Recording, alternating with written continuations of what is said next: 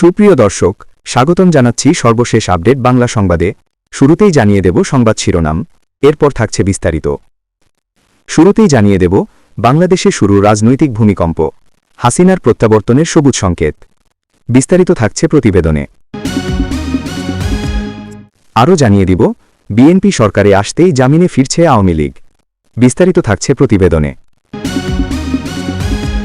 আরও জানিয়ে দেব কোরবানি ভাগাভাগির নির্বাচনে ক্ষমতা দখলে নিয়েছে বিএনপি। বিস্তারিত থাকছে প্রতিবেদনে। আরও জানিয়ে দেব ছিনতাইয়ের স্বর্ণযুগ, 10% তারেকের দিন শেষ, 30% তারেকের বাংলাদেশ। বিস্তারিত থাকছে প্রতিবেদনে। আরও জানিয়ে দিব ইউনূসের মবের শিকার তারেক রহমান সরকার। বিস্তারিত থাকছে প্রতিবেদনে। আরও জানিয়ে দিব আলু ফলায় কৃষক, দাম পায় ফরিয়া, ক্ষমতা ভোগ করে বিএনপি। বিস্তারিত থাকছে প্রতিবেদনে। আরও জানিয়ে দিব জামায়াত এনসিপি উত্তেজনা, ঘটতে চলেছে আরও একটি 5ই আগস্ট। বিস্তারিত থাকছে প্রতিবেদনে। আরও জানিয়ে দেব হরমুজ প্রণালী দিয়ে জাহাজ যাওয়ার চেষ্টা করলে জ্বালিয়ে দেওয়ার হুমকি ইরানের। বিস্তারিত থাকছে প্রতিবেদনে। আরও জানিয়ে দেব সৌদি আরবে যুক্তরাষ্ট্রের দূতাবাসে বিস্ফোরণের পর আগুন। বিস্তারিত থাকছে প্রতিবেদনে। এবং সর্বশেষ জানিয়ে দেব মধ্যপ্রাচ্যে সংঘাতের বিস্তৃতি, বিশ্ববাজারে তেল ও গ্যাসের দাম ঊর্ধ্বমুখী। বিস্তারিত থাকছে প্রতিবেদনে। সুপ্রিয় দর্শক, এতক্ষণ শুনছিলেন সংবাদ শিরোনাম, এবারে শুনবেন বিস্তারিত। তার আগে ভিডিওটি ভালো লাগলে এবং সর্বশেষ আপডেট নিউজ পেতে চ্যানেলটি সাবস্ক্রাইব করুন। ধন্যবাদ। বাংলাদেশের রাজনীতির আঙিনায় ভূমিকম্প, কম্পন এতটাই শক্তিশালী যে রিক্টার স্কেলে তার তীব্রতা ধরা পড়ছে না। এতদিন জানিয়ে জল্পনা চলছিল, এখন আর সেটা জল্পনার মধ্যে সীমাবদ্ধ নেই। এই ভূমিকম্প শেখ হাসিনার দেশে ফেরা নিয়ে। সম্প্রতি বঙ্গবন্ধু কন্যা দলের ওয়ার্কিং কমিটির বৈঠক করেন। বৈঠক হয়েছে ভার্চুয়াল। ওই বৈঠকে দলের বেশ কয়েকজন প্রথম সারির নেতা উপস্থিত ছিলেন। বৈঠকে হাসিনা জানিয়েছেন তিনি দেশে ফেরার জন্য প্রস্তুত, তারা যেন মাঠ পর্যায়ে যাবতীয় প্রস্তুতি সেরে রাখে। খুব স্বাভাবিকভাবেই বাংলাদেশের রাজনীতিতে এই নিয়ে রীতিমতো শোরগোল পড়ে গিয়েছে। মোহাম্মদ ইউনূসের আমলে বাংলাদেশের ওপর নিষেধাজ্ঞা আরোপ করা হয়। তারা নির্বাচনে অংশ নিতে পারেনি। নির্বাচন হয়েছে একতরফা। শেখ হাসিনার বিরুদ্ধে একতরফা মামলা চালিয়ে তাকে মৃত্যুদণ্ডে দণ্ডিত করে। নির্বাচনের পর ইউনূস জামানার অবসান ঘটেছে। এখন প্রশ্ন উঠছে, শেখ হাসিনা বাংলাদেশে ফিরে গেলে তার বিরুদ্ধে আন্তর্জাতিক আদালতের দেওয়া রায় কি তারেক সরকার কার্যকর করবে? পালাবদলের বাংলাদেশ আওয়ামী লীগের ওপরে থাকা নিষেধাজ্ঞা কতটা কার্যকর হচ্ছে? কিসের ভিত্তিতে শেখ হাসিনা বাংলাদেশে ফিরে যাওয়ার কথা বলছেন? তবে কি তিনি নতুন কোনো কৌশল নিতে চাইছেন? হাসিনার পরিকল্পনাই বাকি। হাসিনা দেশে ফিরলে কি নতুন করে বাংলাদেশ অশান্ত হতে পারে? 2024 সালের গণ অভ্যুত্থানের জেরে শেখ হাসিনা বাংলাদেশ ছেড়ে ভারতে আশ্রয় নিতে বাধ্য হন। তখন থেকেই তিনি ভারতে রয়েছেন। ইউনূসের আমলে হাসিনার প্রত্যর্পণ চেয়ে একাধিকবার দিল্লিকে তদবির করা হয়, কিন্তু ঢাকার সেই প্রস্তাবের জবাবে দিল্লি শুধু বলেছিল প্রস্তাব চিন্তাভাবনা করছে। বাংলাদেশে পালাবদলের পর যে প্রশ্নটি নিয়ে এখন সবথেকে বেশি আলোচনা হচ্ছে তা হল আওয়ামী লীগের ভবিষ্যৎ। প্রধানমন্ত্রী তারেক রহমান একাধিকবার দাবি করেছেন যে তিনি কোনো রাজনৈতিক দলকে নিষিদ্ধ ঘোষণার পক্ষপাতী নন। তিনি কোনো রাজনৈতিক দলের কর্মসূচি নিষিদ্ধ ঘোষণা করার পক্ষপাতী নন। হাসিনার আমলে এই বিএনপিকে দীর্ঘদিন নিষিদ্ধ ঘোষণা করা হয়েছিল। তারেক রহমান সেই পথে হাঁটবেন কিনা সেই প্রশ্ন এখন ঘোরাঘুরি করছে। যে ভারতবিরোধী শক্তি আওয়ামী লীগকে নিষিদ্ধ ঘোষণা করেছিল তার নেপথ্যে জামাতের একটা বড় ভূমিকা ছিল। বাংলাদেশে জামাত বহু এলাকায় নিজেদের শক্তি বাড়িয়েছে। তারা এখন জাতীয় সংসদের প্রধান বিরোধী দল। রাজনৈতিক বিশ্লেষকদের মতে আওয়ামী লীগ প্রসঙ্গে তারেকের অবস্থানের ওপর ভারতের সঙ্গে তার সরকারের সম্পর্ক অনেকাংশে নির্ভর করছে। জুলাই গণহত্যা মামলায় বাংলাদেশের আদালতে তিনি দোষী সাব্যস্ত হয়েছেন। তাকে দেওয়া হয়েছে মৃত্যুদণ্ড। এবার স্বয়ং শেখ হাসিনা নিজেই বাংলাদেশে ফিরে যাওয়ার কথা জানিয়ে দেওয়ায় বাংলাদেশের রাজনৈতিক অঙ্গনে শুরু হয়েছে আলোচনা। জানা গিয়েছে সোমবার রাতে বাংলাদেশবাসীর উদ্দেশ্যে এক ভার্চুয়াল বার্তায় সেটি বোঝানোর চেষ্টা করেন আওয়ামী লীগের নেত্রী। দলের সমাজ মাধ্যমের পাতা থেকে হাসিনার বক্তৃতার সরাসরি সম্প্রচার করা হয়। বক্তৃতার পরে বেশ কয়েকজন মহিলার সঙ্গেও হাসিনা কথা বলেন। তারা বাংলাদেশে জুলাই আন্দোলনের সময় আক্রান্ত পুলিশকর্মীদের পরিবারের সদস্য। আলাপচারিতায় এক স্বামীহারা এক পুলিশকর্মীর স্ত্রী হাসিনাকে জানান তার স্বামী পরিবারের জন্য কিছুই রেখে যাননি, ঘরে সন্তান রয়েছে। এই অবস্থায় মহিলা হাসিনার কাছে সাহায্য প্রার্থনা করেন। হাসিনা তাকে সাহায্যের আশ্বাস দেন। ওই মহিলার উদ্দেশ্যে হাসিনা বলেন, অবশ্যই আমি সাহায্য করব, আমি আসব। ভার্চুয়াল বৈঠক থেকে তিনি বলেন, আমি আছি, আমি অবশ্যই এর বিচার করব। ওরা অন্তর্বর্তী সরকার যতই দায়মুক্তি দিক এই হত্যার দায়মুক্তি হয় না। রাষ্ট্রপুঞ্জের মানবাধিকার কমিশনের হাই কমিশনার ফলকার টুর্কের মতে ক্ষমতা টিকিয়ে রাখতে আওয়ামী লীগ সরকার নৃশংস পদক্ষেপ করেছিল। ধন্যবাদ। এদিকে ২৬ ও ২৭ ফেব্রুয়ারি ২০২৬ বরিশাল, নারায়ণগঞ্জ, কুষ্টিয়া, কক্সবাজার একটার পর একটা আদালত কক্ষে উচ্চারিত হচ্ছে একটি শব্দ, জামিন মঞ্জুর। সাবেক এমপি জেবুন্নেসা সহ আ লীগ যুবলীগের ৩ নেতার জামিন মঞ্জুর হয়েছে। বাকিরা হলেন বরিশাল মহানগর ছাত্রলীগের সাবেক সভাপতি এবং বরিশাল সদর উপজেলা পরিষদের প্রাক্তন ভাইস চেয়ারম্যান জসিম উদ্দিন এবং বরিশাল মহানগর যুবলীগের যুগ্ম আহ্বায়ক মাহমুদুল হক খান মামুন। জামিন পেয়েছেন তালুকদার ইউনুস, জামিন পান সেলিনা হায়াত আইভি। আইনি প্রক্রিয়ায় স্বস্তি পাচ্ছেন। কুষ্টিয়ায় হানিফের পরিবারের সদস্যদের বিরুদ্ধে দায়ের হওয়া মামলা এখন অনেকটাই স্লথ গতিতে চলছে। এই নামগুলি শুধু ব্যক্তি নন, এরা প্রতীক। কক্সবাজারের আব্দুর রহমান বদিও জামিন পেয়েছেন। যে দলটিকে নিয়ে ভাবা হয়েছিল বাংলাদেশের রাজনৈতিক মঞ্চ থেকে মুছে ফেলা যাবে, সেই দলের কার্যালয় একে একে খুলছে। এখন পর্যন্ত ৭২টি কার্যালয় খোলা হয়েছে। জামিনে মুক্তি পাচ্ছেন একের পর এক নেতা। এটা কি স্বাভাবিকতা, নাকি বাংলাদেশের রাজনীতিতে একটা আসলে রিভার্স গিয়ার? আদালতের বক্তব্য পরিষ্কার, চার্জশিট দুর্বল, অভিযোগের সুনির্দিষ্ট প্রমাণ নেই।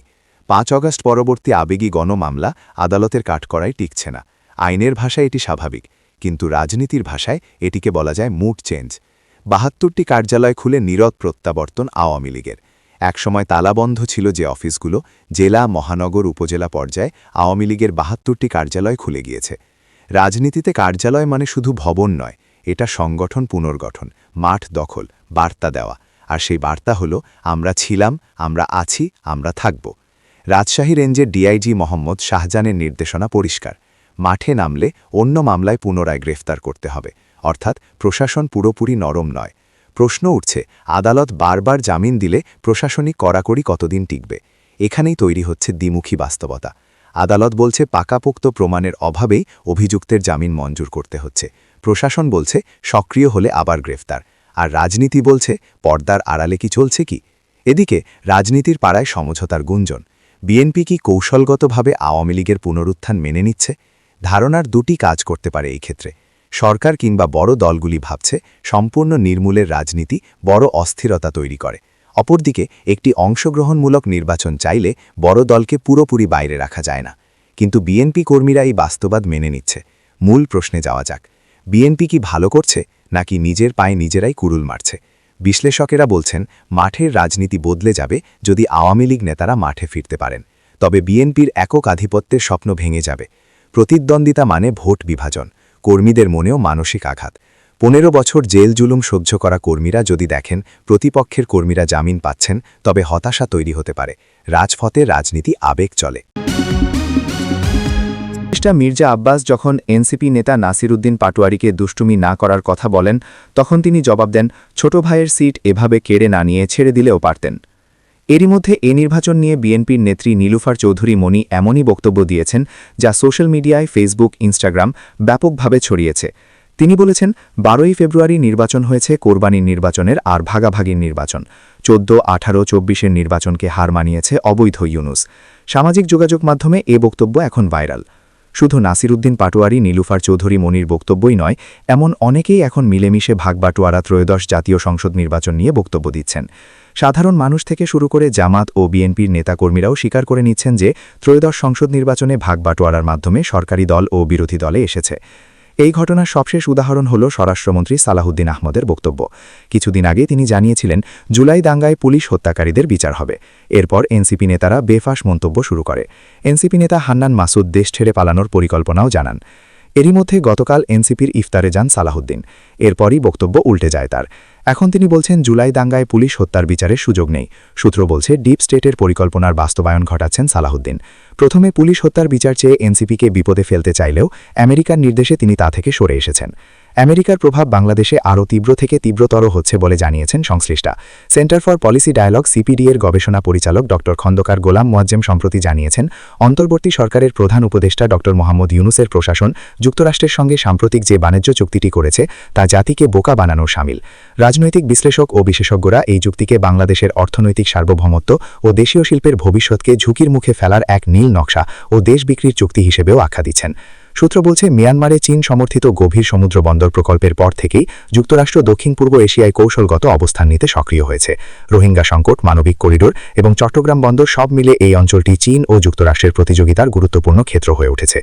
এই প্রেক্ষাপটে বাংলাদেশে একটি খ্রিস্টান রাজ্য গঠনের ষড়যন্ত্রের আশঙ্কাও প্রকাশ করেছেন অনেকে, যা পূর্ব তিমুরের ঘটনার সাথে তুলনা করা হচ্ছে।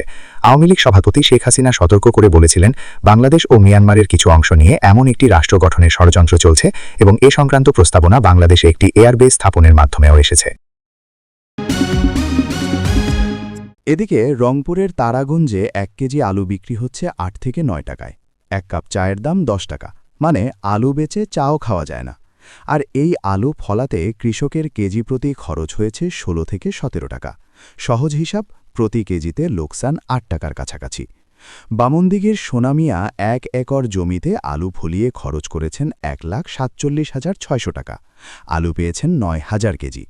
বাজার দর ধরলে মোট বিক্রি হবে বড়জোর 80,000 টাকা। বাকি 70,000 টাকা কোথা থেকে আসবে সেই প্রশ্নের উত্তর কারো কাছে নেই। এই পরিস্থিতিতে বিএনপি কি করছে? 12 ফেব্রুয়ারি যে নির্বাচন হয়ে গেছে, যেখানে দেশের প্রধান রাজনৈতিক দলগুলো ছিল না, সাধারণ মানুষ ভোট দিতে যায়নি, সেই নির্বাচনে জিতে বিএনপি এখন সরকার চালাচ্ছে।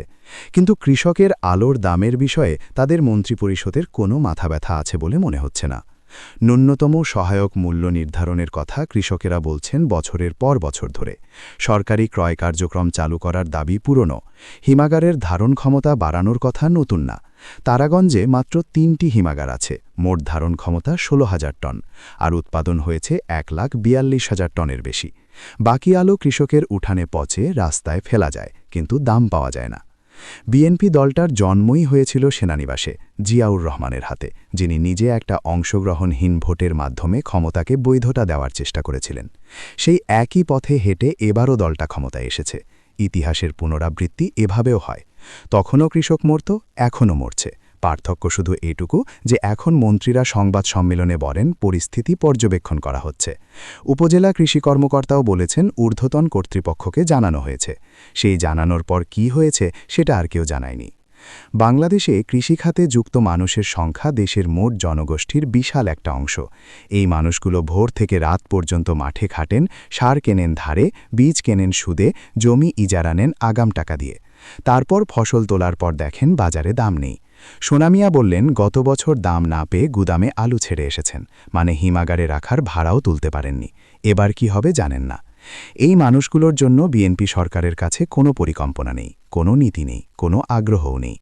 যে সরকার গণরায় ছাড়া ক্ষমতায় আসে, তার কাছে মানুষের দুঃখের হিসাব চাওয়াটাও বোকামি, কারণ দায়বদ্ধতা থাকে তাদের কাছে যারা ভোট দিয়ে বসায়। আর এই সরকারকে কৃষকের ভোট বসায়নি, তাহলে কৃষকের আলুর দামের চিন্তা এদের মাথায় আসবে কোথা থেকে?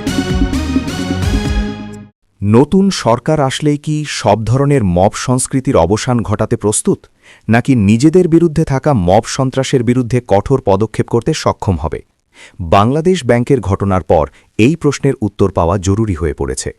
মব সংস্কৃতির অবসানের জন্য সব ধরনের আন্তরিক প্রচেষ্টার প্রয়োজন রয়েছে। বাংলাদেশ ব্যাংকে বুধবার 25 ফেব্রুয়ারি যে পরিস্থিতি সৃষ্টি করা হয়েছে, তা বর্তমান সরকার সমর্থিত মব কালচারের আনুষ্ঠানিক সূচনা বলে মনে হচ্ছে। ইউনুস বিদায় নিয়েছেন, তারিখ এসেছেন, কিন্তু মব সংস্কৃতির অবসান ঘটেনি। এর অবসানের জন্য চাই দৃঢ় রাজনৈতিক সদিচ্ছা, নিরপেক্ষ আইনের শাসন এবং প্রাতিষ্ঠানিক সংস্কার। না হলে শুধু মুখের কথায় মব কালচার শেষ ঘোষণা করলেই এই সমস্যার সমাধান হবে না, বরং এটি আরও ভয়াবহ রূপ নিতে পারে। ড ইউনুসের 18 মাসের শাসনামলে দেশ পরিণত হয়েছিল মবের রাজত্বে। তার ভয়াবহ দুঃশাসনের অবসান হয় ইতিহাসের কুখ্যাত ভোট জালিয়াতির মধ্য দিয়ে। আওয়ামী লীগকে নিষিদ্ধ রেখে একতফা নির্বাচনে বিন একে জলি করার তামাশা এখন সারা দেশে পরিষ্কার। তারপরেও অনেকে ভেবেছিলেন এবার হয়তো সরকার মবের রাজনীতিতে লাগাম দেবে, কিন্তু সেই আশায় গুড়ে বালি পড়তে 1 সপ্তাহ সময় লাগেনি। বিএনপি সরকারের স্বরাষ্ট্রমন্ত্রী সালাউদ্দিন আহমেদ দায়িত্ব নেওয়ার প্রথম দিন বলেছিলেন দেশে কোনো মব কালচার থাকবে না। গত 23 ফেব্রুয়ারি স্বরাষ্ট্র মন্ত্রকের অধীনস্থ সব দপ্তর এবং আইনশৃঙ্খলা রক্ষাকারী বাহিনীর সঙ্গে তিনি বৈঠক করেছিলেন। বৈঠকের পর সংবাদ মাধ্যমের প্রতিনিধিদের সঙ্গে কথা বলতে গিয়ে স্বরাষ্ট্রমন্ত্রী বলেন, আমাদের সরকারের অগ্রাধিকারগুলির মধ্যে প্রথম অগ্রাধিকার হচ্ছে দেশের আইনশৃঙ্খলা পরিস্থিতির উন্নয়ন করা, সেই সঙ্গে জনগণের শান্তি ও স্বস্তি প্রদান করা। সেই লক্ষ্যে আমরা কিছু সিদ্ধান্ত নিয়েছি। একটা হচ্ছে ফ্যাসিবাদী সরকারের সময়ে যে সব আগ্নেয়াস্ত্রের লাইসেন্স দেওয়া হয়েছিল সেই সব লাইসেন্স আমরা আবার ভেরিফিকেশন করব। এটা যথাযথ হয়েছে কিনা, এবং এমনও আছে কিছু কিছু লাইসেন্সই আছে হয়তো অস্ত্র ক্রয় করেনি, সেরকম সংখ্যা কিছু থাকতে পারে। আমরা আশা করি এই কাজটা খুব দ্রুততার সঙ্গে আমরা করতে পারব, কারণ এই লাইসেন্সধারী কারা এবং তাদের যথাযথ প্রক্রিয়া মেনে লাইসেন্স দেওয়া হয়েছে কিনা, তারা লাইসেন্স পাওয়ার উপযুক্ত কিনা আইন অনুসারে, সেগুলো সবই যাচাই বাছাই করা হবে। এগুলো স্ক্রুটিনি করার পরে কি পরিমাণ লাইসেন্স যোগ্যতা আছে তাদের লাইসেন্স বহাল রাখা সেই পরিমাণে বহাল রাখব। এদিকে রংপুরের তারাগঞ্জে 1 কেজি আলু বিক্রি হচ্ছে 8 থেকে 9 টাকায়। 1 কাপ চায়ের দাম 10 টাকা, মানে আলু বেচে চাও খাওয়া যায় না। আর এই আলু ফলাতে কৃষকের কেজি প্রতি খরচ হয়েছে 16 থেকে 17 টাকা। সহজ হিসাব, প্রতি কেজিতে লোকসান 8 টাকার কাছাকাছি। বামনদিঘির সোনামিয়া 1 একর জমিতে আলু ফলিয়ে খরচ করেছেন 1,47,600 টাকা। আলু পেয়েছেন 9,000 কেজি। বাজার দর ধরলে মোট বিক্রি হবে বড়জোর 80,000 টাকা। বাকি 70,000 টাকা কোথা থেকে আসবে সেই প্রশ্নের উত্তর কারো কাছে নেই। এই পরিস্থিতিতে বিএনপি কি করছে? 12 ফেব্রুয়ারি যে নির্বাচন হয়ে গেছে, যেখানে দেশের প্রধান রাজনৈতিক দলগুলো ছিল না, সাধারণ মানুষ ভোট দিতে যায়নি, সেই নির্বাচনে জিতে বিএনপি এখন সরকার চালাচ্ছে। কিন্তু কৃষকের আলুর দামের বিষয়ে তাদের মন্ত্রিপরিষদের কোনো মাথা ব্যথা আছে বলে মনে হচ্ছে না। ন্যূনতম সহায়ক মূল্য নির্ধারণের কথা কৃষকেরা বলছেন বছরের পর বছর ধরে। সরকারি ক্রয় কার্যক্রম চালু করার দাবি পুরনো। হিমাগারের ধারণ ক্ষমতা বাড়ানোর কথা নতুন না। তারাগঞ্জে মাত্র 3টি হিমাগার আছে, মোট ধারণ ক্ষমতা 16,000 টন, আর উৎপাদন হয়েছে 1,42,000 টনের বেশি। বাকি আলু কৃষকের উঠানে পচে রাস্তায় ফেলা যায়, কিন্তু দাম পাওয়া যায় না। বিএনপি দলটার জন্মই হয়েছিল সেনানিবাসে, জিয়াউর রহমানের হাতে, যিনি নিজে একটা অংশগ্রহণহীন ভোটের মাধ্যমে ক্ষমতাকে বৈধতা দেওয়ার চেষ্টা করেছিলেন। সেই একই পথে হেঁটে এবারও দলটা ক্ষমতায় এসেছে। ইতিহাসের পুনরাবৃত্তি এভাবেও হয়। তখনও কৃষক মরত, এখনও মরছে। পার্থক্য শুধু এটুকু যে এখন মন্ত্রীরা সংবাদ সম্মেলনে বলেন পরিস্থিতি পর্যবেক্ষণ করা হচ্ছে। উপজেলা কৃষি কর্মকর্তাও বলেছেন ঊর্ধ্বতন কর্তৃপক্ষকে জানানো হয়েছে। সেই জানানোর পর কি হয়েছে সেটা আর কেউ জানায়নি। বাংলাদেশে কৃষিখাতে যুক্ত মানুষের সংখ্যা দেশের মোট জনগোষ্ঠীর বিশাল একটা অংশ। এই মানুষগুলো ভোর থেকে রাত পর্যন্ত মাঠে খাটেন, সার কেনেন ধারে, বীজ কেনেন সুদে, জমি ইজারা নেন আগাম টাকা দিয়ে। তারপর ফসল তোলার পর দেখেন বাজারে দাম নেই। সোনামিয়া বললেন গত বছর দাম না পেয়ে গুদামে আলু ছেড়ে এসেছেন, মানে হিমাগারে রাখার ভাড়াও তুলতে পারেননি। এবার কি হবে জানেন না। এই মানুষগুলোর জন্য বিএনপি সরকারের কাছে কোনো পরিকল্পনা নেই, কোনো নীতি নেই, কোনো আগ্রহও নেই। যে সরকার গণরায় ছাড়া ক্ষমতায় আসে তার কাছে মানুষের দুঃখের হিসাব চাওয়াটাও বোকামি, কারণ দায়বদ্ধতা থাকে তাদের কাছে যারা ভোট দিয়ে বসায়। আর এই সরকারকে কৃষকের ভোট বসায়নি, তাহলে কৃষকের আলুর দামের চিন্তা এদের মাথায় আসবে কোথা থেকে? এদিকে জ্বালানি তেল পরিবহনের অন্যতম গুরুত্বপূর্ণ রুট হরমুজ প্রণালী আনুষ্ঠানিকভাবে বন্ধের ঘোষণা দিয়েছে ইরান। দেশটির ইসলামিক বিপ্লবী গার্ড জানিয়েছে, যদি এ প্রণালী দিয়ে কোনো জাহাজ যাওয়ার চেষ্টা করে তাহলে সেই জাহাজ জ্বালিয়ে দেওয়া হবে। ইরানি সংবাদ মাধ্যম মঙ্গলবার এ তথ্য জানিয়েছে। তারা বলেছে, বিপ্লবী গার্ডের কমান্ডার প্রণালী বন্ধের ঘোষণা দিয়েছেন। গত শনিবার সকালে যুক্তরাষ্ট্র ও ইসরায়েল যৌথ হামলা চালিয়ে সুপ্রিম লিডার আয়াতুল্লাহ আলী খামেনিকে হত্যা করে। এরপর আনুষ্ঠানিকভাবে হরমুজ প্রণালী বন্ধ করে দেয় তেহরান। আজ মঙ্গলবার এটি বন্ধের আনুষ্ঠানিক ঘোষণা আসল। বিশ্বের প্রায় 20% জ্বালানি এই হরমুজ দিয়ে পার হয়। সৌদি আরব, সংযুক্ত আরব আমিরাত, উপসাগরীয় অঞ্চলের সব দেশ এখান দিয়ে তেল বহির্বিশ্বে রপ্তানি করে থাকে। এদিকে সৌদি আরবের রাজধানী রিয়াদে অবস্থিত যুক্তরাষ্ট্রের দূতাবাসে বিস্ফোরণের পর আগুন লেগেছে। বার্তা সংস্থা রয়টার্স আজ মঙ্গলবার বাংলাদেশ সময় ভোর 6টার দিকে এ তথ্য জানিয়েছে। তবে কিসের বিস্ফোরণ, আগুন কতটুকু লেগেছে সে ব্যাপারে বিস্তারিত কিছু জানায়নি তারা। গত শনিবার ইরানে যৌথভাবে হামলা চালায় যুক্তরাষ্ট্র ও দখলদার ইসরায়েল। এরপর ইরান পাল্টা হামলা হিসেবে সৌদি আরবে যুক্তরাষ্ট্রের অবকাঠামো ও ঘাঁটি লক্ষ্য করে হামলার চেষ্টা চালিয়েছে। মার্কিন দূতাবাসে বিস্ফোরণে ইরানিদের হামলার কারণে হয়েছে কিনা সেটি এখনও নিশ্চিত নয়। এদিকে ইরান দক্ষিণ উপকূলের অত্যন্ত গুরুত্বপূর্ণ জলপথ হরমুজ প্রণালী দিয়ে কোনো জাহাজ চলাচল না করার জন্য কঠোর সতর্কবার্তা দিয়েছে। উল্লেখ্য যে বিশ্বের মোট উৎপাদিত তেল ও গ্যাসের প্রায় 20% এই সরু জলপথটি দিয়েই বিশ্বজুড়ে পরিবাহিত হয়। এই পথটি বন্ধ হয়ে গেলে বৈশ্বিক জ্বালানি সরবরাহ ব্যবস্থা ভয়াবহ সংকটের মুখে পড়ার আশঙ্কা দেখা দিয়েছে। সোমবার লেনদেনের শুরুতে যুক্তরাষ্ট্রের প্রধান দুটি শেয়ার বাজার সূচক কিছুটা নিম্নমুখী ছিল, তবে দিনের মাঝামাঝি সময়ে ন্যাসড্যাক এবং S&P 500 তাদের প্রাথমিক ক্ষতি কাটিয়ে উঠতে সক্ষম হয় এবং সামান্য লাভে লেনদেন শেষ করে। লন্ডনের FTSE 100 সূচক 1.2% পতন নিয়ে বন্ধ হয়েছে। মধ্যপ্রাচ্যের আকাশসীমা বন্ধ হয়ে যাওয়ায় সবচেয়ে বেশি ক্ষতির মুখে পড়েছে ব্রিটিশ এয়ারওয়েজের মালিকানাধীন প্রতিষ্ঠানটি। এছাড়া বার্কলেজ, স্ট্যান্ডার্ড চার্টার্ড এবং HSBCর মতো বড় ব্যাংকগুলোর শেয়ারের দামও কমেছে। বিনিয়োগকারীদের শঙ্কা, জ্বালানির দাম বাড়লে মুদ্রাস্ফীতি নিয়ন্ত্রণ কঠিন হবে, যার ফলে কেন্দ্রীয় ব্যাংকগুলো সুদের হার কমানোর সিদ্ধান্ত থেকে সরে আসতে পারে। অন্যদিকে ফ্রান্সের CAC 40 সূচক 2.2% এবং জার্মানির ড্যাক্স সূচক 2.6% পতন নিয়ে দিন শেষ করেছে। তবে জ্বালানি ও প্রতিরক্ষা খাতের কোম্পানিগুলোর শেয়ারের দাম ছিল চড়া। অন্যদিকে যুদ্ধের কারণে হরমুজ প্রণালীর প্রবেশপথে আন্তর্জাতিক জাহাজ চলাচল প্রায় স্থবির হয়ে পড়েছে। বিশ্লেষকরা সতর্ক করেছেন, এই সংঘাত দীর্ঘস্থায়ী হলে জ্বালানির দাম নিয়ন্ত্রণের বাইরে চলে যেতে পারে। যুক্তরাষ্ট্রের maritime trade operation centre UKMTO জানিয়েছে, এখন পর্যন্ত 2টি জাহাজে সরাসরি হামলা হয়েছে এবং তৃতীয় একটি জাহাজের খুব কাছে একটি অজ্ঞাত প্রজেক্টাইল বিস্ফোরিত হয়েছে।